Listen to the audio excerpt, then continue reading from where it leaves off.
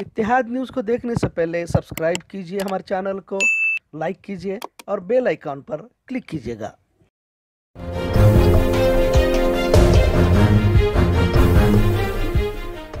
अस्सलाम वालेकुम रहमतुल्लाहि व बरकातहू। इत्तेहाद न्यूज़ में आप सभी का खैर मकदम है। मुहर्रम का महीना चल रहा है, इस्लामी नया साल है, लेकिन मुहर्रम को लेकर कई सारे फजीलतें हैं, कई सारे वाक़ये बयान किए जाते हैं और ख़ासकर करबला के वाक़ये को लेकर मुहर्रम को जाना जाता है। उमूमन यौम आशुरा मनाया जाता है। आशुरा जिस तरह से पूरी दुनिया भर में मनाया जाता है, तो हकीकत में आशुरा क्या है? तो इस बात को लेकर इस पर तमाम कुरान हदीस की रोशनी में आशुरे की फजीलत बयान करने के लिए हमारे साथ आज मौजूद हैं बेलगाम शहर के मारूफ इल्मी दानिश्वर मुफ्ती तुफैल साहब। तो सबसे पहले मुफ्ती साहब, आपका खैर मकदम इस्तकबाल हमारे चैनल पर। सबसे पहला सवाल जो लोग जानना चाहते हैं कि यह आशुरा है क्या, इस पर थोड़ा बताएं। बिस्मिल्लाहिर्रहमानिर्रहीम, नहमदुहु व नुसल्ली अला रसूलिहिल करीम, अम्मा बअद, फ़अऊज़ु बिल्लाहि मिनश शैतानिर रजीम, बिस्मिल्लाहिर्रहमानिर्रहीम, इन्न इद्दतश शुहूरि इंदल्लाहि 12 शहरन फ़ीहा 4 हुरुम। देखिए, कुरान मजीद की एक आयत में अल्लाह रब्बुल इज़्ज़त ने अपने बंदों से ये ख़िताब किया है कि उसके पास साल भर के महीनों की गिनती वो 12 है। और हम सब जानते हैं कि एक साल के 12 महीने होते हैं, उनमें से 4 महीने हुर्मत वाले महीने कहलाते हैं। बल्कि जो मुहर्रम का महीना है, हदीस में इसको शहरुल्लाह भी कहा है, अल्लाह का महीना। इसकी कुछ फजीलतें बहरकैफ हदीस में वारिद हुई हैं, और जो वारिद हुआ है हदीस और कुरान में, वही हमारा आखिरी दीन है। अल्लाह ताला ने कुरान में फरमा दिया, अल-यौमा अकमलतु लकुम दीनकुम व अतममतु अलैकुम निअमती व रदीतु लकुमुल इस्लाम दीना। आज मुसलमानों के लिए हमने दीन मुकम्मल कर दिया है। आप सल्लल्लाहु अलैहि वसल्लम के विसाल के बाद अब कोई नया दीन नहीं है। जो दीन आना था, जिन चीज़ों की ज़रूरतें थी, जिन चीज़ों की फजीलतें बयान कर दी जानी चाहिए थी, अल्लाह और उसके रसूल ने वो सब कुछ कमा हक़्क़हू कर दिया है। अब किसी चीज़ की नए तरीक़े से कोई ज़रूरत नहीं है। जैसे आपने पूछा कि आशूरा की हकीकत क्या है, दरअसल आशूरा ये लफ्ज़ अरबी का है, आशरा से निकला है। अशरे के माने होते हैं 10 के। मुहर्रम की 10वीं तारीख़ को आशूरा कहा जाता है। 4 महीने जो अल्लाह के महीने हैं, मुहर्रम महीने हैं, बरकत वाले महीने हैं, वो 3 तो पैदर पे हैं, जिसमें से ज़िक़अदा है, दिलहिज्जा है और ये मुहर्रमुल हराम है, और 14 महीना जो है वो रजब है। तो उसको यूँ समझे, हुज़ूर सल्लल्लाहु अलैहि वसल्लम ने इन 3 महीनों में हज का सफ़र फरमाया था। ज़िक़अदा से एहराम बांध करके जो है मुसाफिरीन और हाजी निकला करते थे।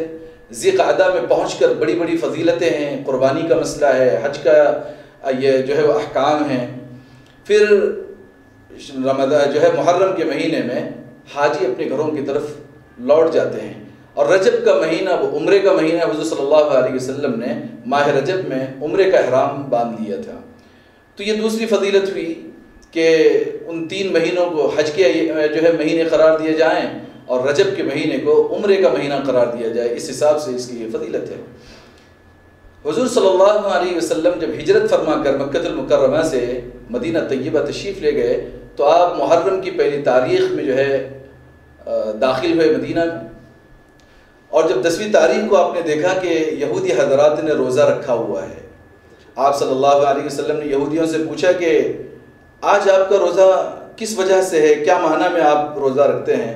तो यहूदियों ने अल्लाह के नबी अलैहिस्सलातु वस्सलाम से यूँ कहा कि आज ही के दिन सैयदना मूसा अलैहिस्सलाम जो हमारे नबी हैं, बनी इसराइल को फ़िरऔन के अज़ाब से, उसकी तकालीफ से बचा करके समंदर के पार ले आए हैं। जब बनी इसराइल उन कैफियतों से बच के निकले हैं, तो हम अल्लाह का शुक्र अदा करते हैं और हम एक रोज़ा आशूरा के दिन अल्लाह के लिए रखते हैं।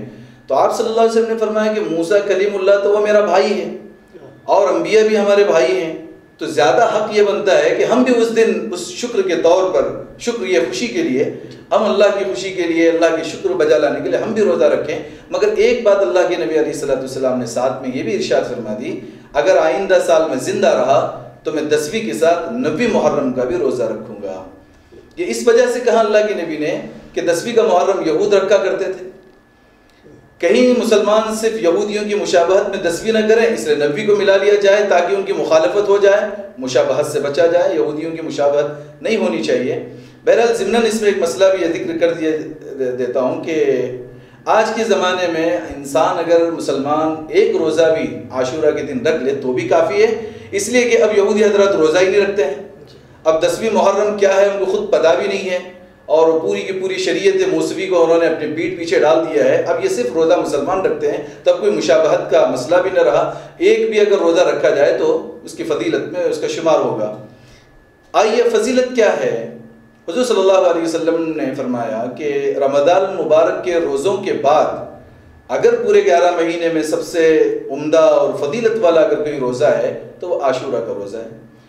فضیلت یہ ہے کہ اس روزے کے رکھنے والے کے 1 سال کے پچھلے گناہ معاف کر دیے جاتے ہیں، مگر وہ گناہ صغیرہ ہوں گے، کبیرہ گناہ بغیر توبہ کے معاف نہیں ہوتے۔ جتنی جہاں پر بھی جو فضیلتیں ذکر کی جاتی ہیں گناہوں کی معافی کی، جیسے عرفہ کے روزے کے متعلق بھی ہے کہ 1 سال پچھلے اور 1 سال آئندہ گناہ معاف ہوں گے، وہاں پر بھی مراد گناہ صغیرہ ہیں، چھوٹے موٹے جو روز مرہ کی گناہ ہیں وہ معاف ہوتے ہیں، تو یہ اس کی فضیلت ہے۔ اب آئیے تھوڑا آگے چلنے کے بعد حضور صلی اللہ علیہ وسلم اپنے دور میں بھی روزہ رکھتے تھے، صحابہ بھی روزہ رکھا کرتے تھے، اور ایک خوشی کا موقع یہ تھا کہ حضرت موسیٰ علیہ السلام بنی اسرائیل کو لے کے نکلے تھے۔ اب آپ علیہ السلام کے چلے جانے کے بعد 50 سال کے بعد جو سانحہ آیا ہے کربلا کا، اس کی تاریخ اس دن سے مل جاتی ہے، اور پھر وہاں سے جو ہے تاریخ کے صفحات کے اندر اور تاریخ کے اوراق کے اندر بہت سارے نت نئے واقعات رونما ہوتے ہیں۔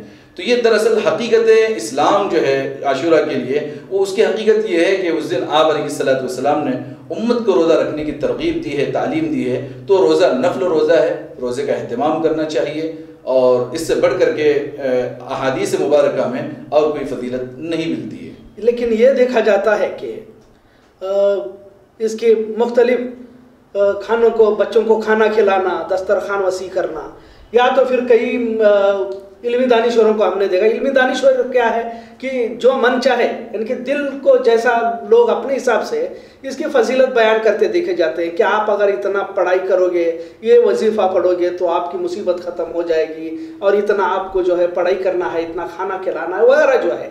تو یہ کیا ہے؟ یہ جس طرح سے یعنی کہ کئی سارے مولانا لوگوں کی باتیں ایک دوسرے سے ٹکرا جاتی ہیں، تو حقیقت کیا ہے اس طرح سے؟ دیکھیے، آپ نے بہت ہی بہتر سوال پوچھا ہے۔ ایک چیز جو بارہا ہمیں سننے میں ملتی ہے، اس دن کے کرنے کے کاموں میں کچھ لوگ یہ باتیں بتاتے ہیں کہ اس دن کچھ اعمال بھی بتائے جاتے ہیں، نماز بتائی جاتی ہے کہ عاشورہ کی ایک مستقل نماز ہے۔ اسی طریقے پہ یوں کہا جاتا ہے کہ بچوں کو خوب کھانا کھلایا جائے، اس میں گھر میں برکتیں آتی ہیں، اور کچھ حضرات وظیفوں کی بھی باتیں کرتے ہیں۔ میں ابتدا میں جو میں نے آیت آپ سے جو ہے وہ پڑھی ہے، وہ دیکھیں کہ دین حضور صلی اللہ علیہ وسلم پر مکمل ہو چکا ہے۔ اب اس میں کوئی رد و بدل کی، کسی چیز کا نیا لانے کی یا کسی چیز کو حذف کرنے کی اب کوئی ضرورت باقی نہیں رہی، ورنہ ایسا ہوگا کہ کسی چیز کو پیدا کرنا گویا حضور صلی اللہ علیہ وسلم اور نعوذ باللہ اللہ رب العزت نے کچھ کسر باقی رکھی تھی جو آپ اس کو پورا کر رہے ہیں۔ ایسا نہیں ہے، دین مکمل ہو چکا ہے۔ ہاں، جو روایتیں بیان کی جا رہی ہیں، گلی محلے کی عورتیں اور مرد حضرات اس طریقے کے جو واقعات بتاتے ہیں، یہ ہوا یہ تھا کہ شہادت حسین رضی اللہ عنہ، امام حسین رضی اللہ عنہ کی جب شہادت ہوئی 50 ہجری میں، اس کے بعد میں آپ دیکھیں اس تاریخ کو کہ جو شیعہ حضرات ہیں انہوں نے ماتم کرنا شروع کر دیا۔ اب ان سے ہمارا کوئی لینا دینا نہیں، ان کی فیلڈ ہی الگ ہے، وہ خود صحابہ کرام کو مانتے نہیں ہیں، حجت نہیں تسلیم کرتے ہیں، تو ان پر بحث کرنا ہی بیکار ہے۔ ہم لوگ ہیں اہل سنت والجماعت، چاہے جس مسلک سے بھی ہو، حنفی ہو، شافعی ہو، مالکی ہو، حنبلی ہو، یہ سب اہل سنت والجماعت کے مسالک ہیں۔ ان میں جو ہے قرآن حدیث سے جو باتیں ہمیں ملتی ہیں اس پر لبیک کہنا چاہیے، اس پر عمل پیرا ہونا چاہیے۔ جو چیزیں نہیں مل پاتی ہیں اس سے اجتناب کرنا ہر مرد مومن کے لیے ضروری ہے۔ تب یہ ہوا کہ کچھ روایتیں شیعہ حضرات کی طرف سے جو ہے گھس گئی یہاں پر۔ کچھ لوگوں نے جو ہے کھلانے پلانے کو کہ اس دن امام حسین رضی اللہ عنہ بھوکے تھے، پیاسے تھے، تو ہم جو ہے امت کے لوگوں کو خوب کھلائیں گے، سبیلے لگوائیں گے، اور جو ہے وہ کھیرے کھلوائیں گے، دلیم بنائی جائے گی، اور ان چیزوں کو لا کر کے کچھ روایتوں کے تعلق سے لا کر کے یہاں جوڑ دیا کہ اس دن بچوں کے اوپر کھانا وسیع کر دو. میں آپ سے ایک بات کرتا ہوں, اس بات کو ہم سمجھیں گے دو طریقے سے. ایک تو پہلے عقل سے بھی سمجھیں گے اور دلیل سے بھی سمجھیں گے. دلیل سے دیکھیں, حضور صلی اللہ علیہ وسلم نے فرمایا کہ اس دن روزہ رکھیے. ایک روایت وہ ملتی ہے جو ضعیف ہے, بلکہ موضوع بھی لکھا ہے علماء نے اس کو, کہ بچوں کو کھانا کھلانے والی بات, گھر کے دسترخوان کو وسیع کرنے والی, یہ ضعیف روایت ہے. وقتی طور پہ ہم چلیے مان بھی لیتے ہیں کہ یہ روایت ہے, تو ہم دیکھیں گے کہ جب دو روایتیں ٹکرا رہی ہیں تو ان میں سے جو قوی تر ہے اس پر عمل کیا جائے گا. اب یہاں پر سند کے اعتبار سے ابو موسیٰ اشعری رضی اللہ عنہ کی جو حدیث ہے مسلم شریف میں موجود ہے کہ آپ علیہ السلام نے روزے کا حکم دیا, اس سند میں کوئی جو ہے وہ کمزوری نہیں ہے. دوسری طرف کھلانے والی روایت ضعیف ہے. اب دیکھیں کہ کھلانا بڑی عبادت ہے یا روزہ رکھنا بڑی عبادت ہے؟ آپ بتائیے کیا عبادت ہے؟ جب روزہ رکھنا بڑی عبادت ہوئی تو روزہ رکھنے والی روایت پہ عمل کیا جائے گا اور کھلانے والی روایت اس کے سامنے خود بخود جو ہے وہ چھوڑ دی جائے گی. یہ چیز ہوگی. دوسری چیز دیکھیے, جہاں پر اللہ کے نبی علیہ السلام نے کھلانے کا حکم دیا ہے وہی روزہ رکھنے کا حکم دیا ہے, مطلب سمجھ میں آنے والی چیز نہیں ہے. پھر اس روایت میں یہ بات ملتی ہے کہ اس دن دسترخوان کو وسیع کرے. وسیع کب کرے گا آدمی دسترخوان کو؟ لنچ کے ٹائم میں کرے گا, دوپہر میں کرے گا. آپ کہیں گے نہیں بھائی سحری میں کھانا وسیع کرو, تو سحری میں ویسا بھی لوگ نہیں کھا پاتے ہیں. جب آدمی سحر کرے گا تو چند نقموں پہ جو ہے سحری کرتا ہے, تو وہاں پیڑ بھر کے کہاں کھائے گا, دسترخوان کہاں وسیع ہوگا؟ نہیں, آپ یوں کہیں گے کہ نہیں بھائی افطار کے اوپر دسترخوان کو وسیع کرنا ہے. افطار جب وقت ہوتا ہے, سورج ڈوب جاتا ہے, تو 10ویں تو ویسے ہی ختم ہو گئی, اب تو 11ویں محرم شروع ہو گئی. تو جب 10ویں ختم ہو گئی تو حدیث کے اندر کے جو الفاظ ہیں کہ 10ویں میں کھلایا جائے, افطار میں, تو 10ویں رہتی نہیں ہے. تو یہ اس دلیل کے حساب سے اگر دیکھا جائے اور عقل سے بھی اس کو پرکھا جائے تو میچ نہیں ہوتا ہے. تو یہ روایت جو ہے صرف ہم لوگ روزہ رکھیں. اور ایسے جو وظائف ہیں, ابھی حال ہی میں ایک وظیفہ بہت واٹس ایپ پہ گردش کر رہا تھا, بقر عید ابھی گزری ہے, کسی ملا صاحب نے یوں بیان کر دیا کہ وہ جو گوشت ہے وہ لا کر کے جو ہے گھر کے حصے میں رکھا جائے قربانی کا, پھر اس میں اتنے مرتبہ یہ پڑھا جائے, وہ پڑھا جائے, فلاں پڑھا جائے, اور جس کو برباد کرنا ہے اس کا نام لیا جائے, اور گوشت کتوں کو کھلایا جائے. اور یوں کہتے ہیں وہ بولتے ہوئے, کتوں کو صدقہ کیا جائے. بتائیے صدقہ انسان کے لیے ہوتا ہے کہ جانوروں میں؟ کتوں کو صدقہ کیا جائے, بلیوں کو صدقہ کیا جائے, اور آپ جو دل میں نیت لیں گے وہ آپ کی پوری ہوگی. بتائیے ایسے وظیفوں سے قرآن حدیث سے کیا نسبت؟ ہاں, آپ جو کہہ رہے ہیں کہ کچھ دانشوران بھی جو ہے اس طریقے کے, دیکھیے اس کا تعلق جو ہے وہ مجربات سے ہے. اگر مجھے کوئی چیز اچھی لگ رہی ہے قرآن و سنت سے, اور میں جو ہے اس پر عمل کر رہا ہوں, جیسے اللہ کے ناموں میں برکت ہے, اللہ کی کلمات میں برکت ہے, آدمی ضرور اس سے فائدہ اٹھا سکتا ہے, تو میرا یہ انفرادی عمل ہوگا. میں ضروری نہیں کہ میں کوئی وظیفہ چھوڑ رہا ہوں اور آپ اس پر عمل کریں, واجب نہیں ہے. کوئی بھی عالم دین کسی وظیفے کو اگر نقل کر رہا ہے تو اس کا اپنا انفرادی مسئلہ ہے, یہ امت کے لیے ضرور جو ہے وہ واجب نہیں کہ آپ اس مسئلے پر. ہاں, وہ وظائف جو اللہ کے نبی نے دیے ہیں, وہ وظیفے جو قرآن کی آیات میں ہمیں ملتی ہیں, دعائیں ملتی ہیں, اس پر عمل کرنا چاہیے. آئے دن اس طریقے کے وظیفے, بلکہ آج ایک نیا وظیفہ ہم نے یہ بھی سنا کہ حسنی اور حسینی اس کا نام دیا ہے, وظیفہ حسنی حسینی, بس اس کے لیے جو ہے وہ کچھ انہوں نے کلمات جوڑ دیے, یہ کرو گے تو راتوں رات کروڑوں روپے مل جائیں گے. اب بیچارے عوام جو ہے ویسی پریشان ہیں, ہاں, ایمانی اعتبار سے بھی پریشان ہیں اور فزیکلی اور فائنینشیل اعتبار سے بھی پریشان ہیں. ایسے لوگوں کو آپ یہ تھوڑا سا چٹکلا چھوڑ دو, خوشی کے مارے بیچارے عمل کرتے ہیں, اور اس کا لازماً فائدہ ہے کہ ویورز بڑھ رہے ہیں, لائکس بڑھ رہے ہیں, کمنٹس بڑھ رہے ہیں. آدمی اس کے لیے کیا کیا کر رہا ہے. ایسے لوگوں کو بتانے سے بھی ڈرنا چاہیے. جو اللہ اور اس کے رسول کے وظائف ہیں ان کو کھل کے بیان کریں, اور اپنے طرف سے دین میں کوئی بات نہ پیدا کریں. یہ میری ذاتی جو ہے رائے تھی. بہت بہت شکریہ, آپ نے کئی سارے باتیں بتائی. آخر میں ایک اہم سوال کہ جس طرح سے پوری دنیا میں مسلمانوں کے حالات اور خاص کر ملک ہند کے اندر جس طرح سے آئے دن مسلمان اسلام اللہ رسول پر جس طرح سے فرقہ پرستوں کی جانب سے حملے کیے جا رہے ہیں, مسلمانوں کو بدنام کرنے کی سازشیں کی جا رہی ہے, جیسے کہ علماء اپنی ذمہ داری نبھا نہیں رہے بلکہ دوسرے مسائل میں الجھتے نظر آ رہے ہیں. تو ایسے وقت میں پیغام کربلا کیا ہے, مسلمانوں کے لیے کیا پیغام دیتا ہے کربلا؟ یا تو پھر آپ جیسا عاشورے کے آپ نے فضائل وغیرہ بیان کیے, تو محرم کے مہینے میں مسلمانوں کے لیے کیا پیغام ہے آج کی تاریخ میں, تھوڑا آپ بتائیں.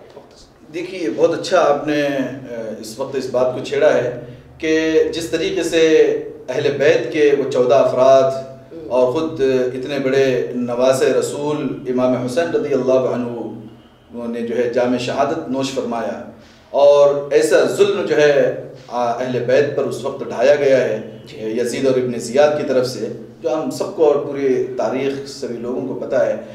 ایسے حالات، وہ تو ایک کربلا جو تھا، ایسے کربلائیں بہت مرتبہ قیامت تک آتے رہیں گے، اور دین پر لوگوں کی طرف سے یلغاریں ہوتی رہیں گی، اللہ کو لوگ گالیاں دیں گے، اللہ کے نبی علیہ السلام کا مذاق کریں گے، قرآن کریم کا جو ہے وہ تمسخر کیا جائے گا۔ اس وقت کربلا سے بھی اور جتنی جنگیں خود آپ علیہ السلام نے بھی لڑی ہیں، اس سے ہمیں پیغام ملتا ہے کہ سب سے پہلا پوائنٹ جو ہمارا ہے، امت مسلمہ ایک جگہ جمع ہو، اتحاد پیدا کریں، اپنے اپنے مسلکوں پر اپنے اپنے گھروں میں اپنے اپنے مسجدوں میں عمل کیا جائے، مگر فیلڈ کے اندر آنے کے بعد سارے لوگ ایک کلمے کے تحت ایک جھنڈے کے نیچے جمع ہو، کلمہ لا الہ الا اللہ کے نیچے جمع ہو، اور اسلام پر اگر کبھی یلغار آتی ہے تو یہ ہمیں پیغام ملتا ہے کہ اس وقت پھر ہم ہماری جان کو، مال کو، بیوی بچوں کی طرف نہ دیکھیں، ہم اللہ اور اس کے رسول کی طرف دیکھیں، اور یہ جذبہ ہمارے دل کے اندر ہمیشہ سرشار ہو کہ یہ ہماری دی ہوئی جان جو ہے یہ اللہ کی امانت ہے، دیا ہوا مال یہ اللہ کی امانت ہے۔ جس وقت اللہ اور اس کے رسول کے تقاضے لگیں گے اور ہماری جان دینے کا موقع آئے گا، مال لگانے کا موقع آئے گا، ہم رتی برابر گریز نہیں کریں گے۔ اللہ اور اس کے رسول کے لیے ہماری جان کا تحفہ جیسے ان صحابہ نے پیش کیا، ہم پیش کر کے اللہ اور اس کے رسول کے کلمے کو بچائیں گے، دین کو بچائیں گے۔ اور ایسی یلغاریں آ رہی ہیں اس وقت جو آپ پوچھ رہے ہیں، اس وقت میں سبھی علماء اور سبھی دانشوران سے جو ہے میں کیا بلکہ گزارش اس طریقے سے ہے کہ ہم لوگ سب مل کر کے اتحاد پیدا کرنے کے لیے ایسے پروگرامز ارینج کریں، ہمارے نوجوان افراد کے اندر ایسا اویرنیس لائیں کہ دین کیا ہے اور کس طریقے سے جو ہے دین پر یلغاریں ہو رہی ہیں۔ وہ جب وہ ذمہ داری کو محسوس کریں گے تو اللہ اور اس کے رسول کے لیے قبر بستہ ہونے میں ان کے لیے سہولت بھی ہوگی۔ آخری سوال دوسرے میں ایک بات بتا دوں کہ دوسری طرف جو کچھ کام ہم لوگ جو ہے سمجھتے ہیں کہ نہیں کرنا چاہیے، جیسے کہ محرم میں شادی منانا، بہت سارے لوگ اس کو منحوس سمجھتے ہیں، سفر میں شادی منانے کو منحوس سمجھتے ہیں، لڑکا لڑکی کا جو ہے وہ عقد نہیں کر پاتے ہیں۔ تو دیکھیں کہ خود محرم میں 3 ہجری میں 6 جون 14 جو ہے 6 جون کا جو دن ہے 624 عیسوی میں آپ صلی اللہ علیہ وسلم نے اپنی بیٹی ام کلثوم کا نکاح حضرت عثمان رضی اللہ عنہ سے محرم کے مہینے میں منایا۔ تو یہاں سے ثبوت بھی ملتا ہے کہ بلکہ سنت ہے کہ اپنی بیٹیوں کے نکاح جو ہے وہ محرم کے مہینے میں قرار دیے جائیں۔ تو بہرحال کسی طریقے سے آپ دیکھیں تو محرم کا ایک دن اچھا ہے اللہ کی طرف سے، مگر بہت ساری جو باتیں جو روایتیں ملتی ہیں، اسی دن جنت سے حضرت آدم نکالے گئے، اسی دن جو ہے وہ فلاں ہوا، اسی دن دنیا قائم ہوئی، اسی دن ختم ہوگی، اسی دن یونس علیہ السلام مچھلی کے پیٹ سے نکلے، وغیرہ وغیرہ کی جو یہ روایتوں سے حدیث کی صحیح سند سے جو ہے ثابت نہیں ہے، سوائے یہ کہ حضرت موسیٰ علیہ السلام کا جو واقعہ ہے وہ حدیث میں ملتا ہے۔ تو صحیح جو واقعات ہیں اور صحیح روایت ہیں انہیں کو بیان کیا جائے۔ نہیں، ایک آخری سوال، جیسے کہ آپ نے کہا کہ جو پیغام کربلا ہے کہ جس طرح سے نواسۂ رسول نے اپنی قربانی پیش کی اور امت کو یہ پیغام دیا کہ کسی حال میں سمجھوتا نہیں کیا جائے گا دین کے اندر، اسلام کے اندر، لیکن آج کل یہ دیکھا جا رہا ہے کہ مسلمان ہی زیادہ جو ہے جینے کی تمنا کر رہا ہے، جبکہ مسلمان کی زندگی ہی موت کے بعد شروع ہوتی ہے۔ لیکن یہاں یہ دیکھا جا رہا ہے کہ مسلمان ہی 1000 سال جینے کی تمنا کرتے ہوئے دیکھا جا رہا ہے۔ کیا دنیا نے نگل لیا ہے یا اپنے موقوف سے ہٹ گئے ہیں ہمارے؟ دیکھیے، آپ نے جو سوال پوچھا ہے وہ عین حدیث کے مطابق آپ نے پوچھا ہے۔ حضور صلی اللہ علیہ وسلم نے قیامت کی جو چند نشانیاں ہمارے سامنے جو ذکر فرمائی ہیں، ان میں سے ایک یوں بھی اللہ کے نبی نے فرمایا کہ قیامت کے قریب میں مسلمانوں کی حیثیت، 2 حدیثوں کو ملا جلا کے میں آپ کو بتا رہا ہوں کہ مسلمانوں کی حیثیت دنیا کمانے کے لیے جب وہ نکلیں گے اور دنیا ہی دنیا ان کے اندر ہوگی، تو سب سے پہلے خطرہ ہوگا کہ وہ موت سے ڈرنا شروع کریں گے۔ موت کا ڈر، ادھر جیسی دنیا کی طرف بھاگتے رہیں گے، موت کا خوف ان پر لاحق ہو جائے گا۔ صحابہ کرام کی حالت وہ نہیں تھی، موت کو ہمیشہ اپنے دامن میں اپنے ہتھیلیوں میں لے کے چلتے تھے، جب موقع آ گیا بس اللہ کے نام کے لیے جو ہے وہ نکل جایا کرتے تھے۔ لیکن اس وقت ہم دنیا اتنا کما چکے ہیں اور کمانے کے پیچھے لگ رہے ہیں کہ موت کا خوف ہمارے لیے جو ہے وہ لاحق ہو چکا ہے۔ پھر اللہ کے نبی علیہ السلام نے فرمایا کہ جب اتحاد کٹ ہو جائے گا، آپس کا جو جوڑ ختم ہو جائے گا، تو تمہاری اوقات یعنی مسلمانوں کی اوقات ایک بھوسے کی طرح ہو جائے گی، بلکہ قرآن کی آیت کا بھی جو ہے مفہوم ہے کہ بھوسے کی طرح ہو جائے گی، اور جو ہے وہ اٹھتے رہیں گے، تعداد بہت زیادہ ہوگی مگر جو ہے اہمیت ختم ہو جائے گی۔ تو یہ قیامت کی نشانیوں میں سے ایک نشانی ہے۔ ہم پھر واپس رجوع ہوں قرآن و حدیث کی طرف، اپنے مسجدوں کی طرف، اور پھر اس اسلام کو صحیح طریقے سے ہم پڑھیں اور اس کو صحیح طریقے سے فالو کریں، اور دنیا سے بے رغبتی جب پیدا کریں گے تو موت سے ایک محبت پیدا ہوگی، اللہ سے ملاقات کے لیے انسان تڑپے گا، اللہ کے نبی کے دیدار کے لیے تڑپے گا، جنت اس کی نگاہوں کے سامنے جب ہوگی تو پھر دنیا ہیچ بن جائے گی اور انسان اپنے جان کا نذرانہ بھی پیش کرنے کے لیے پھر پیچھے نہیں ہٹے گا۔ یہ اصل میں اس کی واحد وجہ میں جو سمجھتا ہوں وہ دنیا کے پیچھے لگنا جو ہے یہ ہے۔ بہت بہت شکریہ۔ یہ تھے مفتی طفیل صاحب جنہوں نے بڑی بے باکی کے ساتھ پورے قرآن حدیث کی روشنی میں تمام تفصیلات پیش کی ہے۔ علامہ اقبال کہتے ہیں کہ جہاں سے 313 چلے تھے تم مسلمانوں، انہی ماضی کی راہوں میں پلٹ جانے کا وقت آیا، مسلمانوں سنبھل جاؤ سنبھل جانے کا وقت ہے۔ لہٰذا ہم سبھی کو متحد ہو کر اتحاد، جس طرح سے محبت اخوت کا پیغام صحابہ کرام نے دیا تھا، جب تک اس راستے پر، اس ماضی کے راہوں میں پر جب تک پلٹا نہیں جائے گا تب تک ہماری کامیابی ممکن نہیں ہے۔ لہٰذا آج کی اس پروگرام کو یہیں پر ختم کرتے ہیں۔ دیکھتے رہیے اتحاد نیوز۔ شکریہ، اللہ حافظ۔